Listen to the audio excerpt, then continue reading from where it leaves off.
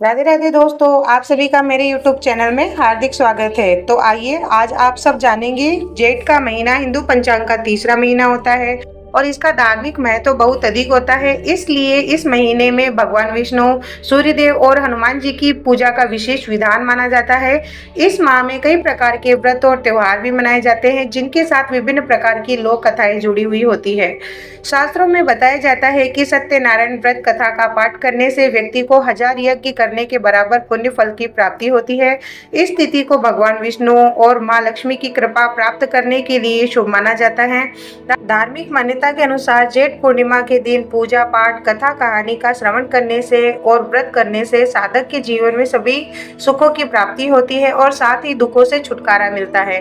माँ लक्ष्मी को प्रसन्न और परिवार में सुख शांति पूर्वक जेठ पूर्णिमा के दिन लक्ष्मी नारायण की कृपा प्राप्त करने के लिए पूरी श्रद्धा के साथ सकारात्मक विचार रखते हुए कथा का श्रवण करना चाहिए। ऐसा माना जाता है कि कथा का श्रवण करने से नकारात्मक ऊर्जा दूर होती है और साथ ही सुख समृद्धि में वृद्धि होती है। आइए जानते हैं जेठ पूर्णिमा के दिन सत्यनारायण भगवान व्रत कथा में भगवान विष्णु के सत्य स्वरूप के बारे में बताया गया है। इस व्रत का पाठ करने से घर में सुख समृद्धि का वास होता है और भगवान विष्णु की कृपा हमेशा बनी रहती है।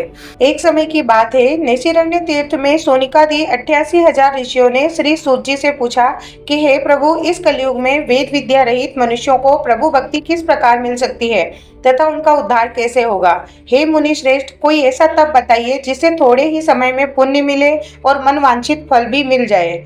इस प्रकार की कथा सुनने की हम इच्छा रखते हैं। सर्वशास्त्रों की ज्ञाता सूत जी ने कहा कि हे वैष्णवों में पूज्य, आप सभी में ने प्राणियों के हितों की बात पूछी है, इसलिए मैं एक ऐसे श्रेष्ठ व्रत को आप लोगों को बताऊंगा जिसे नारद जी ने लक्ष्मी नारायण जी से पूछा था और लक्ष्मीपति ने मुनि श्रेष्ठ नारद जी से कहा था। आप सब इसे ध्यान से सुनिए। एक समय की बात है, योगी राज नारद जी दूसरों के हितों की रक्षा करने के लिए अनेक लोकों में घूमते हुए मृत्यु लोक में आ पहुंचे। यहाँ उन्होंने अनेक योनियों में जन्मे प्राय सभी मनुष्यों को अपने कर्मों द्वारा अनेकों दुखों से पीड़ित देखा। उनका दुख देखकर नारद जी सोचने लगे कि कैसा यत्न किया जाए कि जिनके करने से निश्चित रूप से मानव के दुखों का अंत हो जाए। इसी विचार पर मनन करते हुए वह विष्णु लोक में गए। वह देवों के ईश नारायण की स्तुति करने लगे और जिनके हाथों में शंख, चक्र, गदा और पद्म थे, गले में वरमाला पहने हुए थे। स्तुति करते हुए नारद जी बोले कि हे भगवान, आप अत्यंत शक्ति से संपन्न हैं, निर्गुण स्वरूप सृष्टि के कारण भक्तों के दुखों को दूर करने वाले हैं। आप नारद जी की स्तुति सुन विष्णु भगवान बोले कि हे मुनि श्रेष्ठ, आपके मन में क्या बात है? आप किस काम के लिए यहाँ आए हैं, उसे निसंकोच कहें। इस पर नारद मुनि बोले कि मृत्यु लोक में अनेक योनियों में जन्मे मनुष्य अपने कर्मों के द्वारा अनेकों दुखों से दुखी हो रहे हैं। हे नाथ, आप मुझ पर दया रखते हैं तो बताइए कि वो मनुष्य थोड़े प्रयास से ही अपने दुखों से कैसे छुटकारा पा सकते हैं। तब श्री हरि बोले कि हे नारद, मनुष्यों की भलाई के लिए तुमने बहुत अच्छी बात पूछी है, जिसके करने से मनुष्य मोह से छूट जाता है, और वह बात मैं आज कहता हूँ, उसे सुनो। स्वर्गलोक और मृत्युलोक दोनों में एक दुर्लभ उत्तम व्रत है जो पुण्य देने वाला है। आज प्रेमवश होकर मैं उसे तुमसे कहना चाहता हूँ। श्री सत्यनारायण भगवान का यह व्रत अच्छी तरह विधान पूर्वक करके मनुष्य तुरंत ही यहाँ सुख भोग कर मरने पर मोक्ष को प्राप्त कर सकता है। श्री हरि के वचन सुन नारद जी बोले कि उस व्रत का फल क्या है और उसका विधान क्या है, यह व्रत किस लिए किया जाता है, इस व्रत को किस दिन करना चाहिए, सभी कुछ विस्तार से बताएं। नारद की बात सुनकर श्रीहरि बोले कि दुख व शोक को दूर करने वाला, यह सभी स्थानों पर विजय दिलाने वाला है। मानव को भक्ति व श्रद्धा के साथ शाम को श्री सत्यनारायण की पूजा धर्म परायण होकर ब्राह्मणों और बंधुओं के साथ करनी चाहिए। भक्ति भाव से ही नैवेद्य, केले का फल, घी, दूध और गेहूं का आटा सवाया लें और गेहूं के स्थान पर साठी का आटा या शक्कर और गुड़ लेकर सभी भोग योग्य पदार्थों को मिलाकर भगवान को भोग लगाएं। भजन कीर्तन के साथ भगवान की भक्ति में लीन हो जाएं और इस तरह से सत्यनारायण भगवान का यह व्रत करने पर मनुष्य की सारी इच्छाएं निश्चित रूप से पूरी होती है और इस कलयुग में मृत्यु लोक में मोक्ष का यही एक सरल उपाय माना जाता है। श्री सत्यनारायण व्रत कथा का पहला अध्याय संपूर्ण होता है और द्वितीय अध्याय के अंतर्गत बताया जाता है। सूची कहते हैं, जिसने पहले समय में इस व्रत को किया था उसका इतिहास मैं आपको बताता हूँ। सुंदर काशीपुरी नगरी में एक अत्यंत निर्धन ब्राह्मण रहता था। भूख प्यास से परेशान होकर वह धरती पर इधर उधर घूमता रहता था। ब्राह्मणों से प्रेम से प्रेम करने वाले भगवान ने एक दिन ब्राह्मण का वेश धारण कर उसके पास जाकर पूछा कि हे विप्र, नित्य दुखी होकर तुम पृथ्वी पर क्यों घूमते रहते हो? उस दिन ब्राह्मण ने कहा कि मैं निर्धन ब्राह्मण हूँ, भिक्षा के लिए धरती पर घूमता रहता हूँ। हे भगवान, यदि आप इसका कोई उपाय जानते हो तो बताइए। वृद्ध ब्राह्मण कहता है कि सत्यनारायण भगवान मनोवांछित फल देने वाले हैं, इसलिए तुम उनका पूजन करो। इसे करने से मनुष्य सभी दुखों से मुक्त हो जाता है। वृद्ध ब्राह्मण बनकर आए हुए सत्यनारायण भगवान उस निर्धन ब्राह्मण को व्रत का सारा विधान बताकर अंतर्ध्यान हो गए। ब्राह्मण मन ही मन सोचने लगा कि जिस व्रत को व्रत ब्राह्मण करने को कह गया है, मैं उसे जरूर करूंगा। यह निश्चय करने के बाद उसे रात में नींद नहीं आई। वह सवेरे उठकर सत्यनारायण भगवान के व्रत का निश्चय कर भिक्षा के लिए चला गया। उस दिन निर्धन ब्राह्मण को भिक्षा में बहुत धन मिला और जिससे उसने बंधु बांधवों के साथ मिलकर श्री सत्यनारायण भगवान का व्रत संपन्न किया। भगवान सत्यनारायण का व्रत संपन्न करने के बाद वह निर्धन ब्राह्मण सभी दुखों से छूट गया और अनेक प्रकार की संपत्तियों से युक्त हो गया। उसी समय से यह ब्राह्मण हर माह इस व्रत को करने लगा। इस तरह से सत्यनारायण भगवान के व्रत को जो मनुष्य करेगा वह सभी प्रकार के पापों से छूटकर मोक्ष को प्राप्त होगा। कि इस तरह से नारद जी से नारायण जी का कहा हुआ श्री सत्यनारायण व्रत को मैंने तुमसे कहा। हे विप्रो, मैं अब और क्या कहूँ? ऋषि बोले कि हे मुनिवर, संसार में उस विप्र से सुनकर और किस किस ने इस व्रत को किया, हम सब इस बात को सुनना चाहते हैं। इसके लिए हमारे मन में श्रद्धा का भाव उत्पन्न है। सूत जी ने कहा कि हे मुनियों, जिस जिसने इस व्रत को किया है वे सब सुनो। एक समय वही विप्र धन व ऐश्वर्य के अनुसार अपने बंधु बांधवों के साथ इस व्रत को करने के लिए तैयार हुआ। उसी समय लकड़ी बेचने वाला बूढ़ा आदमी आया और लकड़ियां बाहर रखकर अंदर ब्राह्मण के घर में गया और प्यास से दुखी वह लकड़हारा उनको व्रत करते हुए देखकर ब्राह्मण को नमस्कार कर पूछने लगा कि आप यह क्या कर रहे हैं? तो उन्होंने बताया कि मैं व्रत कर रहा हूँ तथा इसे करने से क्या फल मिलेगा, कृपया मुझे भी बताएं। ब्राह्मण ने कहा कि सब मनोकामनाओं को पूरा करने वाला यह सत्यनारायण भगवान का व्रत है। इसकी कृपा से ही मेरे घर में धन धान्य आदि की वृद्धि हुई है। ब्राह्मण से सत्यनारायण व्रत या इनके बारे में जानकर लकड़हारा बहुत ही प्रसन्न हुआ। चरणामृत लेकर वह प्रसाद खाने के बाद वह अपने घर गया और लकड़हारे ने अपने मन में संकल्प किया कि आज लकड़ी बेचने से जो धन मिलेगा उसी से श्री सत्यनारायण भगवान का उत्तम व्रत करूंगा। मन में इस विचार को ले बूढ़ा आदमी सिर पर लकड़ियां रखकर उस नगर में बेचने गया जहां धनी लोग ज्यादा रहा करते थे। उस नगर में उसे अपनी लकड़ियों का दाम पहले से ही 4 गुना अधिक मिलता है। बूढ़ा आदमी प्रसन्नता के साथ दाम लेकर केले, शक्कर, गुड़, दही, घी और गेहूं का आटा ले आया और सत्यनारायण भगवान के व्रत की अन्य सामग्रियां लेकर अपने घर आया। वहां उसने अपने बंधु बांधवों को बुलाकर विधि विधान से सत्यनारायण भगवान का पूजन और व्रत किया। इस व्रत के प्रभाव से वह बूढ़ा लकड़हारा धन धान्य और पुत्र आदि से युक्त होकर संसार के समस्त सुख भोग कर अंतकाल में वैकुंठ धाम चला गया। इस प्रकार श्री सत्यनारायण व्रत कथा का दूसरा अध्याय संपूर्ण होता है। सत्यनारायण भगवान की व्रत कथा का तीसरा अध्याय, जिसके अंतर्गत सूची ने कहा कि हे श्रेष्ठ मुनियों, अब आगे की कथा मैं आप सबको सुनाता हूँ। पहले समय में उल्कामुख नाम का एक बुद्धिमान राजा था। वह सत्यवक्ता और जितेंद्रिय था। प्रतिदिन देव स्थानों पर जाता और निर्धनों को धन देकर उनके कष्टों को दूर किया करता था। उनकी पत्नी कमल के समान मुख वाली और सती साध्वी थी। भद्रशिला नदी के तट के ऊपर उन दोनों ने श्री सत्यनारायण भगवान का व्रत किया। उसी समय साधु नाम का एक वैश्य आया और उसके पास व्यापार करने के लिए बहुत सा धन भी था। राजा को व्रत करते देखकर वह विनय के साथ में उनके पास में बैठा और पूछने लगा कि हे राजन, भक्ति भाव से पूर्ण होकर आप यह क्या कर रहे हो? तो मैं सुनने की इच्छा रखता हूँ, तो आप मुझे बताएं। राजा बोले कि हे साधु, अपने बंधु बांधवों के साथ पुत्र आदि की प्राप्ति के लिए एक महाशक्तिमान श्री सत्यनारायण भगवान का व्रत व पूजन कर रहा हूँ। राजा के वचन सुन साधु आदर से बोला कि हे राजन, मुझे इस व्रत का सारा विधान कहिए। आपकी कथा अनुसार मैं भी इस व्रत को करूंगा। मेरी भी कोई संतान नहीं है और इस व्रत को करने से निश्चित रूप से मुझे संतान की प्राप्ति होगी। राजा से व्रत का सारा विधान सुन व्यापार से निवृत्त होकर वह अपने घर गया।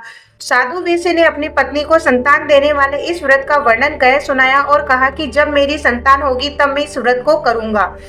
साधु ने इस तरह से वचन अपनी पत्नी लीलावती से कहे। एक दिन लीलावती पति के साथ में आनंदित होकर सांसारिक धर्म में प्रवृत्त होकर सत्यनारायण भगवान की कृपा से गर्भवती हो गई और 10वें महीने में उसे एक गर्भ से एक सुंदर कन्या ने जन्म लिया। दिनों दिन वह ऐसे बढ़ने लगी जैसे कि शुक्ल पक्ष का चंद्रमा बढ़ता है। माता पिता ने अपनी कन्या का नाम कलावती रखा।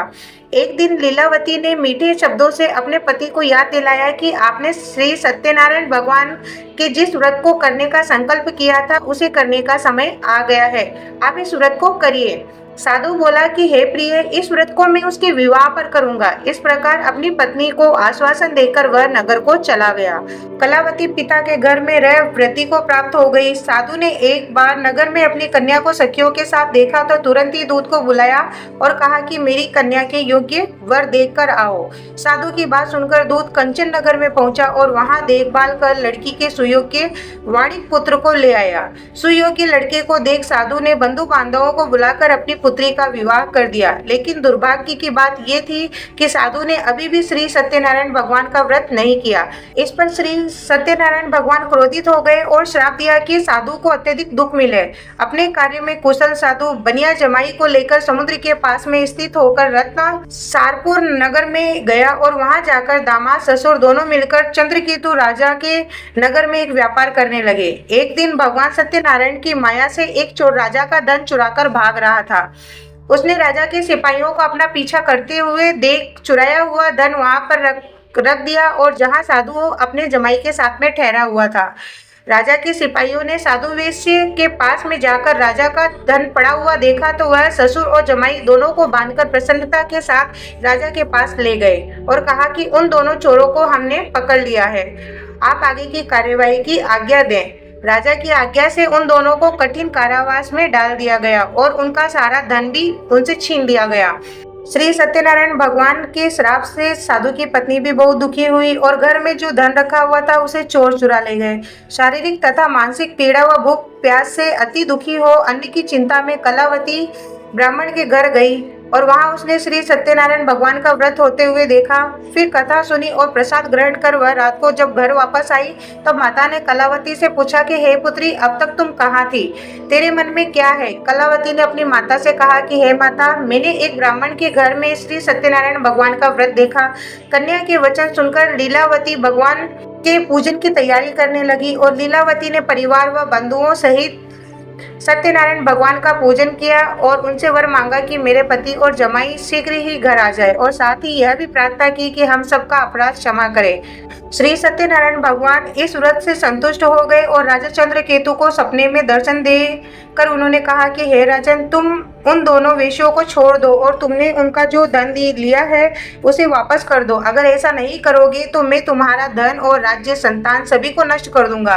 राजा को यह सब कहकर वह अंतर ध्यान हो गए। प्रातःकाल सभा में राजा ने अपना सपना सुनाया और फिर बोले कि बड़ी पुत्रों को कैद से मुक्त कर मेरी सभा में लेकर आओ। दोनों ने आते ही राजा को प्रणाम किया और राजा मीठी वाणी में बोले कि हे महान अनुभव, भाग्यवश ऐसा कठिन दुख तुम्हें प्राप्त हुआ है, लेकिन अब तुम्हें कोई भय नहीं है। ऐसा कह राजा ने उन दोनों को नए वस्त्र आभूषण पहनाए और जितना धन उनका लिया हुआ था उससे दुगुना उनको देकर उनके घर के लिए उन्हें भेज दिया और दोनों वेश्य अपने घर को चले गए। इस प्रकार श्री सत्यनारायण भगवान की कथा का तीसरा अध्याय संपूर्ण होता है। श्री सत्यनारायण भगवान व्रत कथा के चौथे अध्याय में सूत जी बोले कि वेश्य ने मंगलाचार कर अपनी यात्रा आरंभ की और अपने नगर की ओर चल दिए। उनकी थोड़ी दूर जाने के बाद में एक दंडी वेशधारी श्री सत्यनारायण ने उनसे पूछा कि हे साधु, तेरी नाव में क्या है। अभिवाणी वणिक हंसता हुआ बोला कि हे दंडी, आप क्यों पूछ रहे हो, क्या धन लेने की इच्छा है। मेरी नाव में तो बेल व पत्ते ही भरे हैं। वेश्य के कठोर वचन सुनकर भगवान बोले कि तुम्हारा वचन सत्य हो, और दंडी ऐसे वचन कहकर वहां से दूर चले गए। कुछ दूर जाकर समुद्र के किनारे पर बैठ गए और दंडी के जाने के बाद साधु वेश्य ने नित्य क्रिया के पश्चात नाव को ऊंची उठते हुए देखकर आश्चर्यचकित हो गया और नाव में बेल पत्ते भरे हुए देखकर वह मूर्छित होकर जमीन पर गिर पड़ा।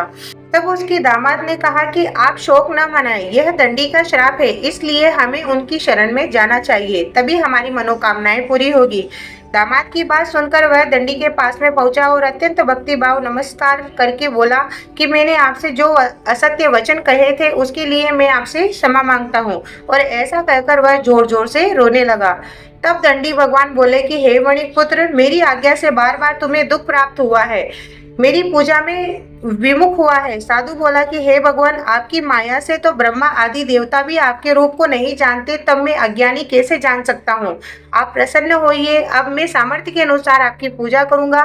मेरी रक्षा करो और पहले के समान नौका में धन धान्य से उसे भर दो। साधु वेश के भक्ति पूर्वक वचन सुनकर भगवान प्रसन्न हो गए और उनकी इच्छा अनुसार वरदान देकर अंतर्ध्यान हो गए।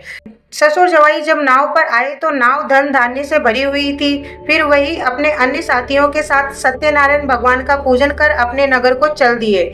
जब नगर में नजदीक पहुंचे तो दूत को घर पर खबर करने के लिए भेज दिया। दूत साधु की पत्नी को प्रणाम करके कहता है कि मालिक, आप अपने दामाद सहित नगर के निकट आ गए हैं। दूत की बात सुन साधु की पत्नी लीलावती ने बड़े हर्ष के साथ में सत्यनारायण भगवान का पूजन कर अपनी पुत्री कलावती से कहा कि मैं अपने पति के दर्शन को जाती हूँ, तुम कार्य पूर्ण कर शीघ्र आ जाना। माता के ऐसे वचन सुनकर कलावती जल्दी से प्रसाद छोड़ अपने पति के पास में चली गई। प्रसाद की अवज्ञा के कारण श्री सत्यनारायण भगवान रुष्ट हो गए और नाव सहित उनके पति को पानी में डुबो दिया। कलावती अपने पति को वहां न पाकर रोती हुई जमीन पर गिर गई। नौका को डूबा हुआ देख वह कन्या को रोता हुआ देख साधु दुखी होकर बोला कि हे प्रभु, मुझसे व मेरे परिवार से जो भी भूल हुई है उसके लिए हमें क्षमा करें। साधु की दीन वचन सुनकर श्री सत्यनारायण भगवान प्रसन्न हो गए और आकाशवाणी हुई कि हे साधु, तेरी कन्या मेरे प्रसाद को छोड़कर आई है, इसलिए उसका पति अदृश्य हो गया। यदि वह घर जाकर प्रसाद खाकर लौटती है तो इससे इसका पति अवश्य मिलेगा। ऐसी आकाशवाणी सुन कलावती घर पहुंचकर प्रसाद ग्रहण करती है और फिर आकर अपने पति के दर्शन करती है। उसके बाद साधु अपने बंधु बांधवों सहित श्री सत्यनारायण भगवान का विधि विधान से पूजन करते हैं और इस लोक का सुख भोग कर वह अंत में स्वर्ग को प्राप्त होते हैं।